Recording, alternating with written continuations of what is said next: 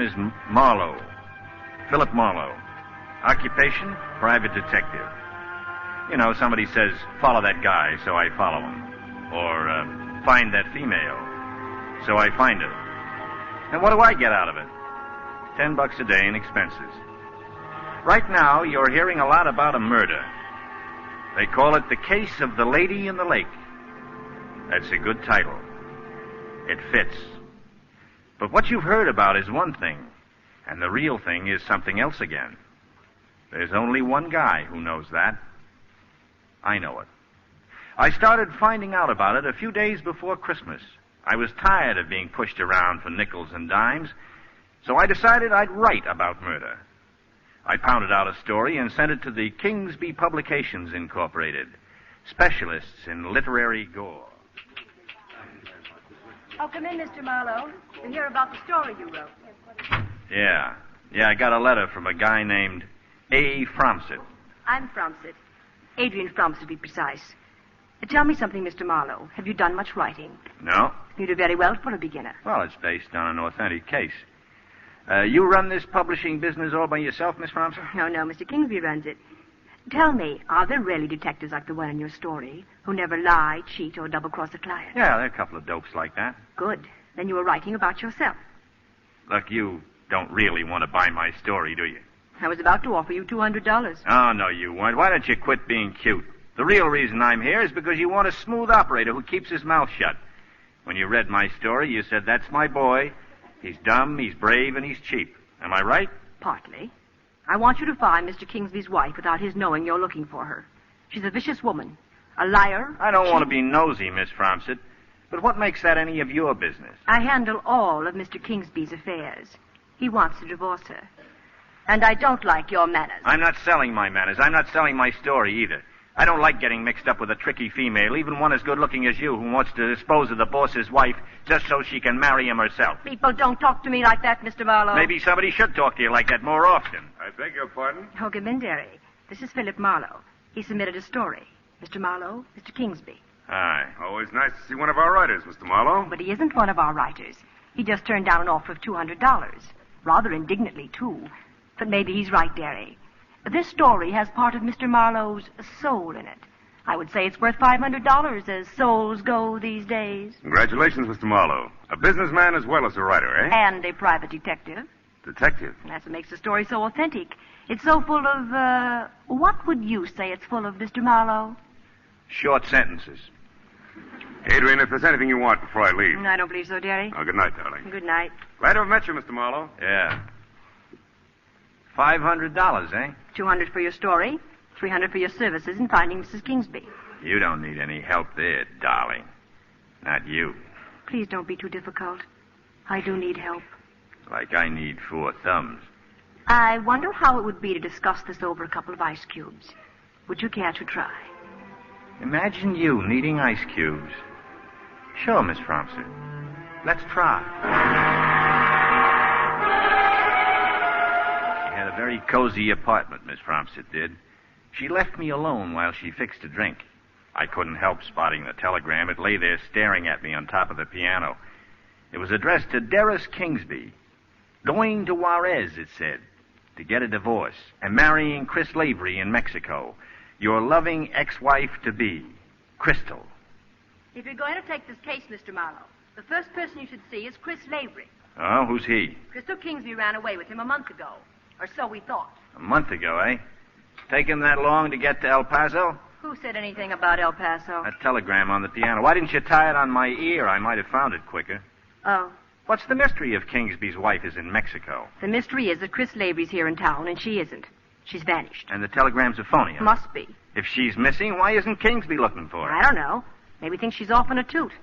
But a Mexican divorce with no property settlement? Oh, no, that's not Crystal. Besides, she'd never marry Chris Lavery. Why not? You don't marry the Chris Laverys of this world. You just lend them all the money they need and forget to ask for it back. You seem to know all about him. Where does he live? Bay City. 676 Altair Street. One more question, Miss Fromsett. What would happen if I kissed you? Why don't you try and see? Do you always close your eyes when you think somebody's going to kiss you? What stopped you? Did you close your eyes when Lavery kissed you? Get out. You want to marry Kingsby because Lavery jilted you, huh? Get out. Sure, and I'll see Lavery. But don't try to be cute anymore. Just edit my manuscript. Yes. I plan to smash the emotion right out of it. That's the manuscript. This is me. Good night, sweetheart. Yes, I'm Lavery, Mr. Marlowe. Come right on in, sir. Well, I declare, business must be bad if you have to go from door to door soliciting clients. Look, Uncle Tom, I don't need a job. I've got one. And if you tell me where Mrs. Kingsby is, I'll stop bothering you. I haven't seen Crystal in 2 months. And I've never been to El Paso, if that's what you're about to ask. Oh, you know about the telegram, huh? Why, yes. Miss Adrian told me. Miss Adrian did she? Well, I guess there's nothing to do then but go to the cops. For some reason, Mr. Marlowe, I don't think Mr. Kingsby would allow that, sir. He might have to protect himself in case anything's happened to his wife.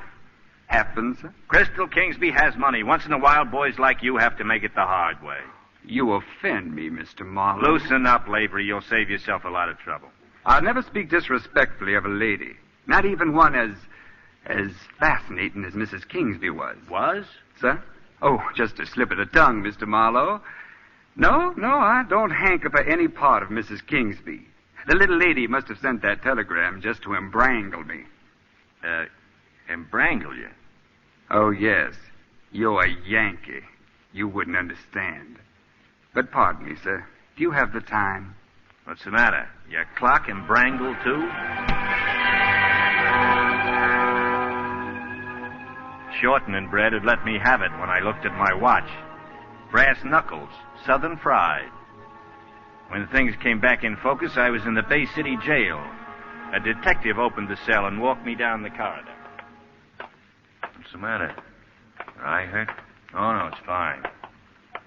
When you came out of your blackout, you started slugging. I had to put you to sleep again. Oh, fine. All right, wise guy, in here. Captain Kane wants to see you. Come in, Dagmar. This is Marlowe, Captain. He likes our jail. Everything is fine. What's the charge, Captain? Drunk in your car, ran up over the curb and found you were out cold. This empty bottle was in your hand. Oh, fine. We don't think it's fine at all. The only reason I'm talking to you instead of the judge is that your papers say you're a private detective. You're on some kind of a case, aren't you? Sure, and my client slugged me, dumped me in my car, ran it up over a curb, and poured whiskey on me. Then he phoned for you boys. Maybe it wasn't a client. You're right. It was a Southern gentleman named Chris Lavery. Who is your client? I don't reveal my client's name. You're talking to the police. The names of my clients are confidential. If they weren't, I wouldn't have any clients. Okay. But that private license doesn't give you the right to start trouble in Bay City without letting me in on what you're after. I don't like private dicks, Captain. I never met one yet that wasn't a crook. I've heard of people that don't like cops. That seems impossible, doesn't it? Your car's in back of the jail. Get in it, Marlowe, and get out of this town. Good morning, Miss Fromsett. How did you get in here without being announced? I told the receptionist it was an emergency. You looked like an emergency. Well, it's an old sickness. Reoccurring black eyes. Mr. Lavery impressed you? His brass knuckles did. Well? Well, nothing. I woke up in the Bay City jail. We're right back where we started. Yeah, maybe this is a good place for me to get off. What do you want for $300? A funeral? You were hired to find Crystal Kingsby. Would it be asking too much to start working as a detective? Crystal Kingsby was last seen at Little Fawn Lake. That's a place in the mountains beyond Arrowhead. A few cabins and a private lake owned by Mr. Kingsby. Drive up there and talk to the caretaker. Excuse me, Miss Fromsett. Yes? There's a man here to see Mr. Kingsby, a Mr. Floyd Greer. Greer? He's a newspaper man. He says it's about something that's happened at the lake, Miss Fromsett. I'll find Mr. Kingsby. Show Mr. Greer in. You'd better sit down, too, Mr. Marlowe. So you're a reporter, Mr. Greer. What can I do for you? We just got word about tragedy at Little Fawn Lake, Mr. Kingsby. Tragedy? Do you have a caretaker named William Chess? Well, yes, I do. He's suspected of murder. His wife was found drowned in the lake. Muriel? That's right, Muriel Chess. How long since you've been up there, Mr. Kingsby? Oh, not since last month. How about your wife? Would she know anything about Muriel Chess? Of course not. Nothing more than I would. Mr. Marlowe, would you mind stepping out in the hall with me? Excuse us, please. You'd better get right up to the lake. You think Crystal Kingsby shoved this lady in the lake, eh? It's quite possible she hated Mrs. Chess. And you like the idea, do you? Yes, I do. Find out what happened and report to no one about it but me. Little Fawn Lake. It reminded me of Adrian Fromsett. So beautiful and so cold. First she wants me to find Mrs. Kingsby, then she wants me to prove she's a murderer. She's a sweetheart, Adrian is. Well, I'm back in town at 4 in the morning, and I go straight to Adrian's apartment. If I can tramp through the mountains, she can get waked up. You have to come here. Could have phoned, you know. I didn't have a nickel. You know something, Miss Fromsett? You look good in this light. What did you find at the lake? Snow. Who's being cute now? You are? There'll be an item on your bill for the bribes I spent finding out that Muriel Chess had another name. What name? Mildred Haviland. Ever hear of her? She married your boss's caretaker because she wanted a place to hide. It seems that a cop was after her. What's this got to do with Crystal Kingsby? Crystal Kingsby and Muriel, or shall I call her Mildred, had a fight over a man. What man? The guy I was slipping the $20 bills to kept claiming he didn't know. But I suppose you do. Yeah. Look what I found. An ankle bracelet. Engraved to Mildred from Chris. It was hidden in Kingsby's cabin. There could be any number of Chris's. Oh, come on now, Miss Fromsett. Lavery's our boy. That ties him up with 2 women, Crystal Kingsby and Muriel. You think he drowned Muriel Chess? He would have drowned me if there'd been any water handy. Oh, no. Crystal did it. Maybe you could find something else. A gun, maybe. Oh, look. Just give me the dough I put out for expenses and I'll go on home. Without finding Mrs. Kingsby? Why don't you concentrate on just looking beautiful? Start being a woman. Quiet down long enough to hear your heartbeat. You might wake up and find it's a different world. I'm paying you to wake up and find Crystal Kingsby. Okay. I'll go back and see Lavery. No, you stay away from Lavery. Go back to the lake. You did fine there. All right, but only because you're so full of persuasion. So full of, what would you say you were full of, Miss Fromsett? My, you're being backward for a detective? No. It's just that I'm tired playing around. As far as the next woman in my life is concerned, it's everything or nothing. Then it better be nothing. You'd be crazy to fall in love with me. Phone me from the lake. Let me see now. I'm not to fall in love with you, and I'm not to see Lavery. That's it exactly. Good night, Mr. Marlowe. I got a little sleep, and then I went straight to Lavery's house. I rang the bell. No answer. So I just walked in. He'd forgotten to lock his front door. A woman was coming down the stairs. She had a gun in her hand and for some reason didn't seem at all concerned about my presence there. It's a disgrace. Just a disgrace. I rent this house to him and look at the way he abuses it. Well, just look. Well, I'd be glad to if you wouldn't keep pointing that thing at me. This. Well, if you're one of Mr. Lavery's wild friends, you can get right out of I'm here. not even one of Mr. Lavery's tame friends. Cigarette burns on the furniture, carpet's all stained. Look, lady, look. All I want is my rent. I own this house. I'm Mrs. Holbrook. Well, I'm truly enchanted, Mrs. Holbrook. And who are you, may I ask? Finance company, about his car. Behind in his car payments, too. I don't like that. I don't like that at all. Well, we don't like it either. If he was going away, you'd think he'd leave a check under the door or something. But, oh, no. All I found was this gun. I found it on the stairs. Here, you take it. I wonder why he'd leave it on the stairs. He probably had a hole in his pocket. So you've been looking for him upstairs, huh? You're a naughty girl. Why, I only wanted my money. I think I should call the police. On the other hand, maybe we should stop and consider. Finding a gun doesn't mean anything. Everybody keeps guns. Oh? Oh, do they really? And I'm sure the Bay City Police would frown upon us disturbing them over such a trifle. Oh, you think so? Just let the Ajax Finance Company take care of this. We'll see that you get your money. Well, if you think that you I'm can... sure I can, Mrs. Holbrook. You be a good girl now and run along. Silly man. You know, you're sweet. Thank you, Mrs. Holbrook. Well, goodbye now. Oh, brother. As soon as she left, I went upstairs. It looked at first as if Lavery had packed a bag and blown town. On his dresser was a woman's handkerchief. I thought of Mrs. Holbrook, but the initials on the handkerchief were A.F. Then I became aware of a muffled sound, and I knew that I'd heard it vaguely ever since I'd come up the stairs. It was the trickle of water running in the bathroom shower. But I didn't bother to turn it off. Not when I saw the 5 bullet holes neatly drilled through the glass shower door. And behind the door, crumpled on the tiles, the body of that fine Southern gentleman, Chris Lavery.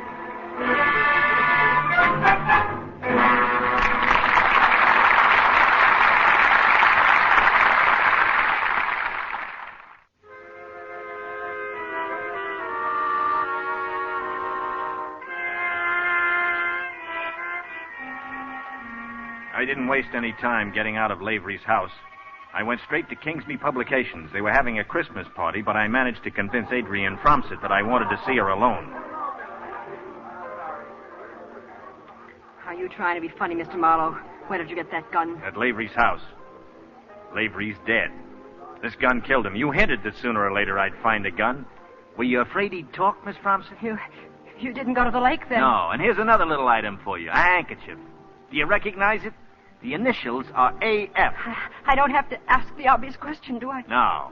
And so far, nobody knows about it but me. And whoever killed Lavery. Yeah, whoever killed him. Or was he the type of guy who kept this sort of souvenir?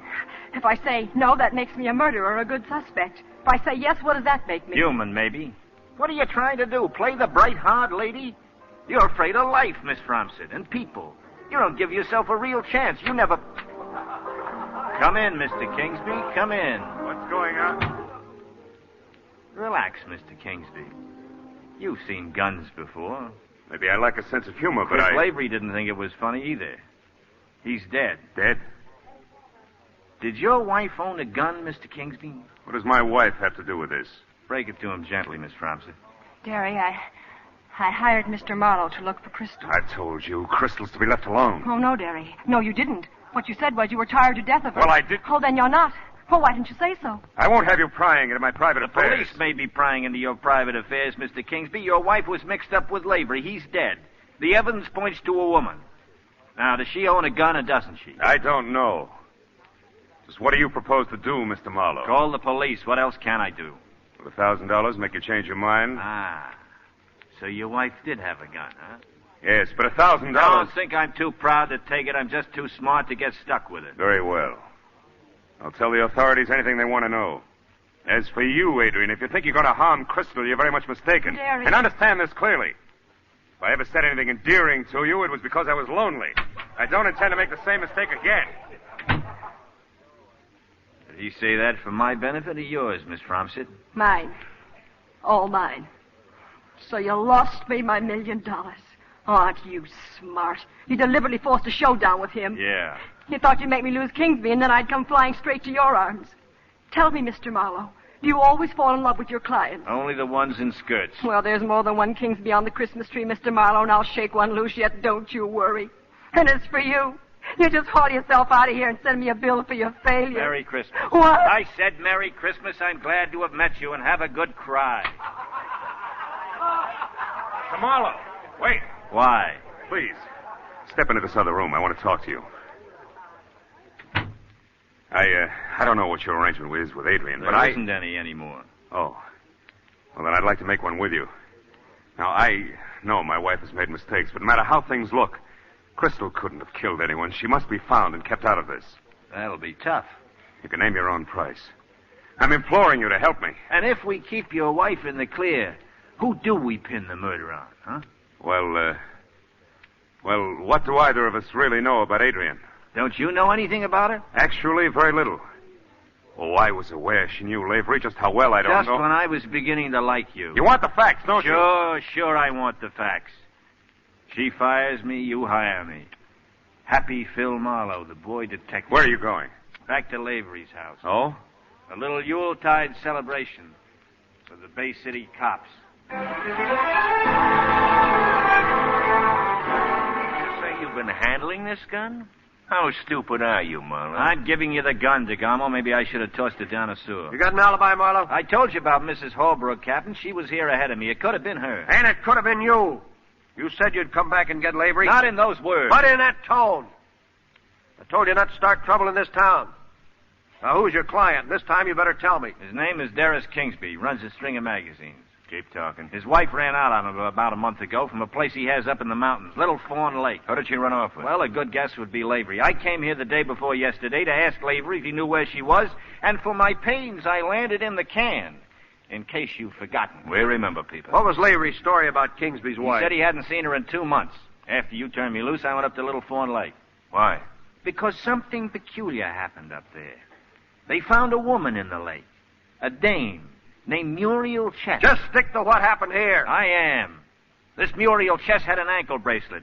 It was given to her by somebody named Chris. Oh, what? So she's dead, and upstairs is a corpse named Chris. I see. So you go through this joint, take the gun, collect or steal anything you can, and finally get around to calling us. Well, I don't buy it. What do I care about a drowned dame in a lake? Man's been murdered here, and that's enough for me. Who are you trying to cover, Marlowe? I told you all I know. Okay, big shot. I'm going upstairs, DeGarmo. I'll see how the coroner's doing. You ever been to Little Fawn Lake, DeGarmo? You look kind of interested. We ask the questions, people. And when I mentioned the lady in the lake, you look still more interested. You heard me. Ever hear of a girl named Mildred Haviland? There was a fella up there a few weeks ago looking for Mildred Haviland. They tell me he acted like a cop. A tough cop with bad manners. Like you. What's Mildred Haviland got to do with it? She and Muriel Chess were the same girl. She changed her name because she was trying to hide from this tough cop. Does it add up? No. I think it does. They gave me a pretty good description of that cop. They said she... I was about to say that this female had a shady past, and I think you know something about her. That sort of confirms it, doesn't it, DeGarmo? Now we're getting somewhere. You stick your nose in my business and you'll wake up in an alley with a cat's looking at you. What did she do, this Mildred dame? Bump somebody off down here? Is that what you had on her? All right, Marlowe. Cut it out. What's going on here, DeGarmo? He got cute. Put your gun away. You keep on acting smart, Marlowe, and you'll see what happens. Only reason I'm giving you another chance to talk is because of what the coroner says. He claims Lavery was killed last night. That doesn't let you out, though. I'll say it doesn't, people. Come on, talk up. You better take a walk, DeGarmo. If you let me work him over just a little while. Come on. Take the night off. Yes, sir. Now, if the coroner's right, how can you prove where you were last night? I didn't leave Little Fawn Lake till after midnight. I stopped at Red Service Station halfway down the mountain and got gas. Uh-huh. In San Bernardino, I got a cup of coffee at the Dinner Bell Diner. The waitress with the big eyes will remember me because it was 2 a.m. and I was the only customer in the place. What about Mrs. Holbrook? Oh, you'll love Mrs. Holbrook. She's charming. But I don't know where she is. One of my boys upstairs just checked. She's gone to Las Vegas. We'll have her back here tomorrow. That about winds up everything, doesn't it? Do you mind if I go now? There's still a charge of striking an officer. You funny guys kill me. Captain, before you toss me in a cell, did you ever hear of a dame named Mildred Haviland? No. That's the real name of that woman drowned in the lake. Ask DeGarmo about her. Why should I? Because DeGarmo knew Lavery and he knew Mildred Haviland. Well, they're both dead. That's a big statement, Marlowe. Why do you think DeGarmo slapped me around? Look, you turn me loose and I'll do some finding out tonight. You can, too, by talking to DeGarmo. You know what you're doing, don't you? You're practically forcing on me the rottenest job a police official can have, investigating one of his own men. I'll work with you in any way you want. All right. Here's what you do. Call the desk sergeant and get him to give you a nice, quiet cell. Oh. For a minute, I thought you were on the level. But you want me out of the way, don't you? So you and DeGarmo can fix this up any way that suits you. Why, you... This wasn't Christmas Eve, and if my kids weren't waiting for me to... All right, you didn't murder Lavery. The charge of taking a swing at DeGarmo is dismissed. Just do me a great big favor and get out of here. I made a phone call as soon as I left. I have a friend downtown on one of the newspapers. I asked him to dig up anything he could for me on Mildred Haviland. He said he'd call me at my hotel in an hour. Come in. Good evening. And a Merry Christmas to you, Miss Rumsey. I had to see you. Why? I didn't leave that handkerchief in Lavery's house. You still worrying about that? I read a story once about a killer who left clues around to point at somebody else. That was a story. Oh, I wouldn't kill anyone. I wouldn't. Oh, of course not. Just a nice, sweet campfire girl. I'm all mixed up tonight. If it turns out that you're the little girl who held the hot and smoking pistol, you're going to be really mixed up. You think I could do a thing like that? Yes. I thought you liked me. The girl I like won't be looking for $1 million marriage or trying to hang a murder on another woman. What will this girl do? Take care of me. Unglamorous, isn't it? Would you consider buying me a drink? No. I'm expecting a call. But there's a time and place for everything. This is Christmas Eve. See, I wasn't kidding. Hello? Dugan, Go ahead, Dugan. here's what we have on Mildred Haviland. She was mixed up in a suicide about a year and a half ago. Just a minute, will you? Hey, Miss Fromson, would you mind leaving? I thought you were off the case. Who's your client now? I never reveal a client's name. It's Kingsby, isn't it? I have to eat, don't I? Blow me a kiss and close the door gently as you leave. I'll call you if I need you. Drexel 3391. I'm sorry, Dugan. Well, this Mildred Haviland was a nurse for a doctor named Almore in Bay City. Almore, eh? So one night, Florence Almore, that's the doctor's wife, was found dead. Cop named DeGarmo investigated. Verdict suicide. What happened to Mildred Haviland? She disappeared right after that. Anybody figure Florence Almore was murdered? Just the folks. Mr. and Mrs. Grayson. Raised a big fuss at first. Since then, they've clammed up. Somebody scared them silly. Somebody has he? Where do the Graysons live? Bay City. Eugene Grayson. Name's in the phone book. I'm much obliged to you, Dugan. What name did you say? Marlowe. I'm a private detective, Mr. Grayson. I want to talk to you about your daughter. You leave us alone. We told the police everything. I only want to help you, Mrs. My daughter's dead. Can you bring her back? We've had just about enough, Mr. Marlowe. He was here before for 1 solid hour. We don't want to talk anymore. He was here, eh? That cop. He thinks she committed suicide, doesn't he? Well, I don't. I think your daughter was murdered. I think Mildred Haviland murdered her. Get out. He covered up for her. That's why he wants to keep you quiet. My wife told you to get out. Haven't we had trouble enough? Leaving Grayson's house, I saw this other car down the block. 2 miles later, it was still on my tail. I stepped on the gas and cut across town, but I couldn't shake it. All right, then I'd stop. As I started to slow down, he pulled up alongside of me and turned a spotlight full in my eyes. At 40 miles an hour, you hit a ditch pretty hard. In the split second before I passed out, I saw who it was. DeGarmo.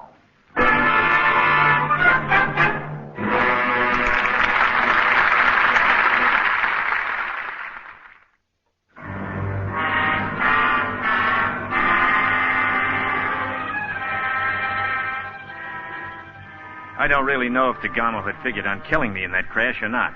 I don't think it much mattered. In any event, I'd be taken care of. When I came to, there I was, soaked in whiskey and an empty bottle on the floorboards. But I got one break. I didn't sleep quite as long as DeGarmo figured. I must have looked real cute crawling out of what was left of my car. I was dizzy and sick, my face all bloody and my legs so numb I couldn't walk. Across the highway was a gas station. It was closed for the night. But outside was a public telephone booth.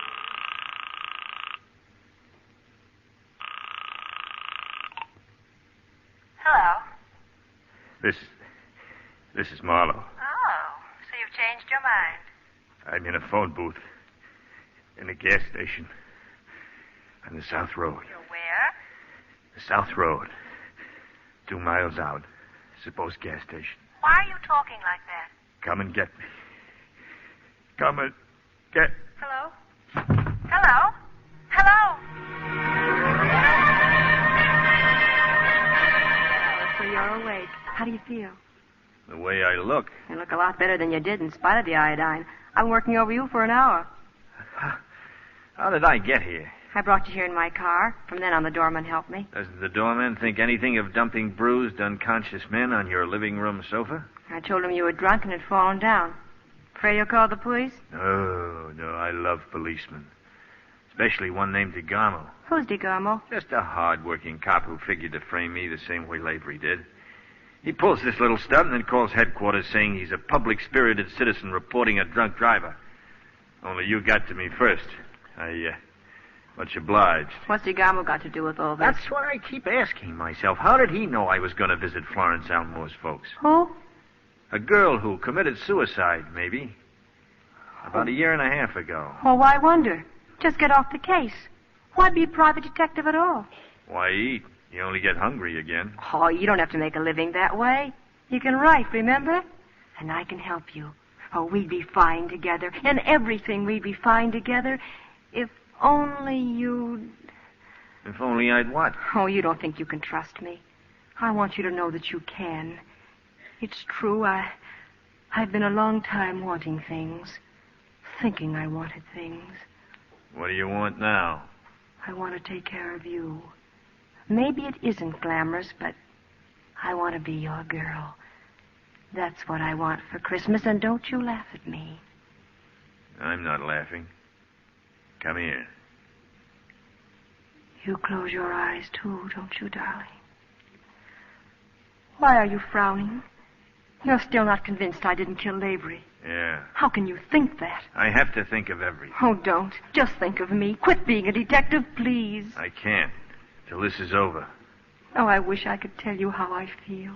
You mean you've got that, I'm scared, but it's wonderful feeling? Yes. Scared, but it's... Yeah. Scared. Well, you're not scared of me. I don't know. I'm glad. It proves how you feel. You see, I'm glad about everything. I've never felt this way before. You go to sleep now. I'll see you in the morning. Good night. Good night. We were eating breakfast the next morning in the kitchen. She was like a little girl. I don't know, maybe it was because it was Christmas Day. Anyway, she had our future together all figured out. The first thing we'll do is leave here and go to New York. Yeah, New York, sure. What'll we use for money? Oh, we can start with the story you wrote and go on from there. We'll make lots of money. Together we'll own the world. Sure, and if you're the guilty girl, where does that leave me? Besides, I got another worry this morning. Oh, what other worry, darling? DeGarmo. By now he knows I'm on the loose. He'll start on the prowl for me with a cold, howling heart of hate and a gun full of bullets to stop me from talking about what I don't know. Oh, but you're safe here, at least for... I won't answer it. You better answer it. No. Adrian, open the door. Kingsby. Let him in. Just a minute, Doris. What's the idea? I've been phoning you for an hour. I've had the receiver off. Well, I thought you might know where I could find Marlowe. He knows. Oh, Marlowe, I've been searching everywhere for you. Yeah? I even went to the police. Oh, fine. They're looking for you, too. They happen to follow you here? Yes. 2 detectives have been following me all morning. Why didn't you invite them up? I don't know what your troubles are, but I have my own. All right, let's hear yours. Well, I've been trying to find you because, well, my wife's in Bay City. How do you know? Well, Crystal phoned me. She's in trouble. The police are after her. She needs money. She wants money, take it to her. With 2 detectives following me? Oh, no. You're going to take her the money. Oh, I am I? Look, there's $500 in this envelope. It's all I could raise on a holiday. It's worth anything to me to get it to her. You've used that word anything a couple of times. How much is anything? You'll get $5,000, Marlowe. That's a deal, Santa Claus. What's the deal? I don't want you near her. She's trouble. 2 people have been killed already. Maybe she has some answers. Well, what else can I do? Stay here and let the cops come after me? Oh, we'll figure out a way for both of them. And end up where? In a gutter with my teeth kicked in, smelling of whiskey I never drank, running down alleys? The only way out of this is to see Crystal to solve it. Oh, let someone else And solve there's it. the money. $5,000, just in case my typewriter breaks down and I can't write stories. It's enough to start on. And more than enough to bury you with. No, I won't let you go. If I run away and never find the answers, I'll never know for sure about you, will I? All right, then. Go. Where do I meet your wife, Mr. Kingsby? In front of a cocktail bar called the Peacock Cafe. It's on the main boulevard near 14th Street. Here, take my scarf. Wear it. She'll recognize You it. leave first, Kingsby. Take those detectives on a tour of Chinatown. Keep them following you while I go down to Bay City. Good luck, Marlowe. Thanks. You realize, of course, it may be a trap that Kingsby set for you himself? Yeah. Oh, please don't go. I told you once it's everything or nothing. I'm going to trust you. Get hold of Captain Kane and come after me. Well, how do we know where to find I'll make you? Crystal take me to wherever she's hiding out. You'll phone me from there? Maybe I won't be able to. Well, then how will we... There's a box of rice in your kitchen. Quoting a girl named Fromset, I read a story once how a detective carried rice around in his pocket. It left a very nice trail. Maybe it'll work again. Are the keys in your car? Yes. I'll go down the back stairs to the garage. Goodbye, Miss Fromset. You've been charming company. Wait. This is the payoff, isn't it? Say that again about the... I'm scared, but it's a wonderful feeling. I'm scared, but it's wonderful. Goodbye. I didn't have to wait long in front of the Peacock Cafe. The girl hardly glanced at me as she walked over to a shop window next door and stood there waiting. I tried being casual as I sauntered up. Give me the money. You get right to the point, don't you, Mrs. Kingsby? Just hand it over. Where are you staying? What makes it your business? An envelope in my pocket with $500. $500. Do you want it, or would you rather just crab about it? Give it to me. I will, but not here. Come on. How far is it? Not far. I promised I'd phone your husband as soon as I found you. He can wait another 2 minutes. You can phone from my room. You, Mrs. Kingsby? Close the door. Yeah. hot in here, isn't it? I wouldn't think of my guests being uncomfortable. What's out there beyond that window? The roof? You must come again sometime. We'll take a sunbath. Now quit stalling. It's convenient having a pair of them, isn't it? Pair of them? A pair of little guns that kill just the same as big guns. Why don't you take it out of your coat pocket? Yes, I will. It is nice, isn't it? Now, if you'll hand over that envelope. That was a good act you put on as Mrs. Holbrook, the landlady. You weren't so bad yourself as the finance company. The cops say Lavery was killed the night before we met. What I can't figure is what you came back for the next morning. I was looking for money, and I still am. I'd be crazy to carry any money with me. Think of my trading position. Where is it? If you haven't got that money, You'll what? Shoot me? Don't you think I will? Sure I do, Mildred. What? I said, sure I do, Mildred. You don't think I really believe you're Crystal Kingsby, do you? Although Kingsby believed it when you talked to him on the phone, didn't he? No, you're Mildred Haviland. You murdered the Elmore woman. I didn't. She was asphyxiated in the car. It was an accident. And the lady in the lake, instead of being you, is Crystal Kingsby. Was that an accident? Yes. Yes, it was. Crystal and I, we traded clothes one night, and she had on my things and I had on hers, and we went across the lake to see if we could fool Bill Chess, my husband. And Crystal fell in the lake and sank to the bottom. Yes.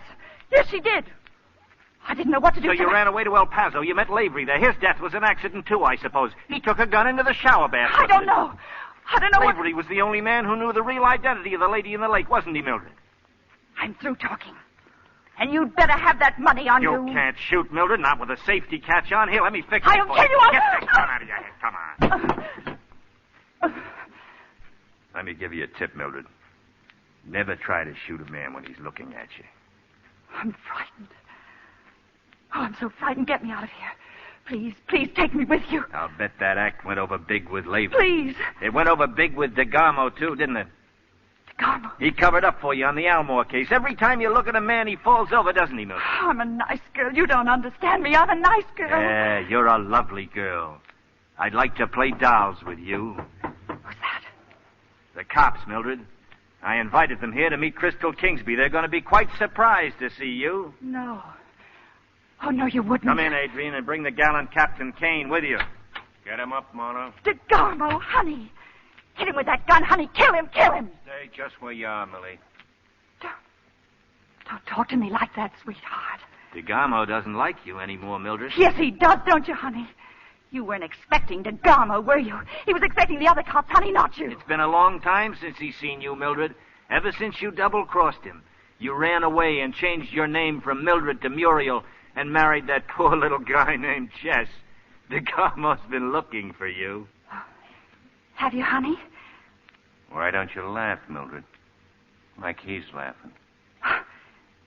Take care of him, William. Let's get out of here. You're not going anyplace. I thought you were dead. I wish you were. Because you're a murderer. And this time, dead's the way I'm going to leave you. Oh, that's crazy. You're talking crazy. I went crazy the night Florence Elmore died, and you made a clown out of me. Even after you ran away, I still loved you. You made a bad cop out of me, Millie. But this is the end of it. Don't do it, DeGarmo. She's the killer. Don't get yourself in any more trouble. Take her in if you're a good cop. Lay off, people. The Elmore case won't come up. They'll convict her for Crystal Kingsby's murder or Lavery's. You'll be clear. I'll be clear. This is her gun. If she dies by it and you die by it, I'll be clear. Because I'll be the officer who investigates. You're a fool, DeGarmo. I'm no fool. And I'll be a good cop. I'll be the best cop in the world. But she isn't going to hurt anybody again. No. No, please. Don't, honey. I love you. I'm your girl. I would never.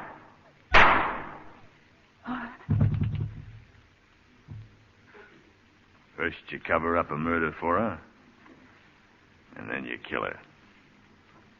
It doesn't make any sense, does it, DeGarmo? Some things don't. Petticoat fever, eh? Yeah. We all get it, people. We all get it. I once had petticoat fever myself. I took a chance and lost. When you walked in that door instead of Kane, a lot of things suddenly ended for me. I'm scared, but it isn't wonderful anymore. I'll say you lost. My drunk driving frame didn't stick, but this one will. How does it feel dying in the dirty middle of somebody else's love affair? I don't want to seem selfish, but I'm thinking of my own. I followed your ice here, Marlowe. Thanks a lot. I followed it, and I kicked it into the street so nobody else would follow it. So don't be expecting any friends or relations. How did you know about it? How do you suppose? Your girl, Adrian. That's a lie. How else do you think I know? That was a cheap gag, that Rice.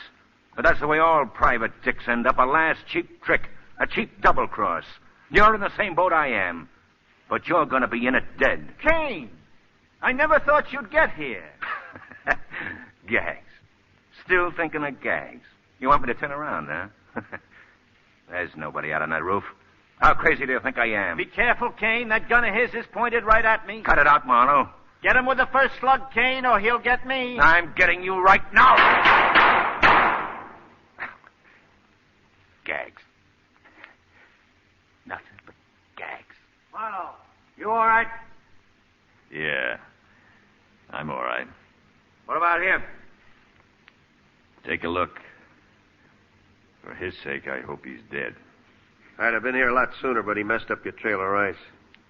You get the story on all this? Yeah, I got the story. All right, let's have it. I'll write it. I'll see that you get the first copy, fresh out of the typewriter. What about her, this dame? Mildred Haviland. She murdered the Almore woman, Crystal Kingsby, and Chris Lavery. Oh? DeGarmo killed her? Yeah. He had a wonderful motive. He was in love with her. Well, I had promised Kane the first copy, and there it is. The grammar may not be so hot, but I'll let Oh, yeah. You're wondering about her, aren't you? About Adrian. DeGarmo had said she tipped him off. What had happened was that DeGarmo had overheard Adrian's phone call to Kane. That's how DeGarmo got to me first. Those things happen sometimes, but Adrian... May I come in? Come in. Have you got the tickets? Yes, to New York. One way. Are you scared? Mm-hmm. But it's wonderful.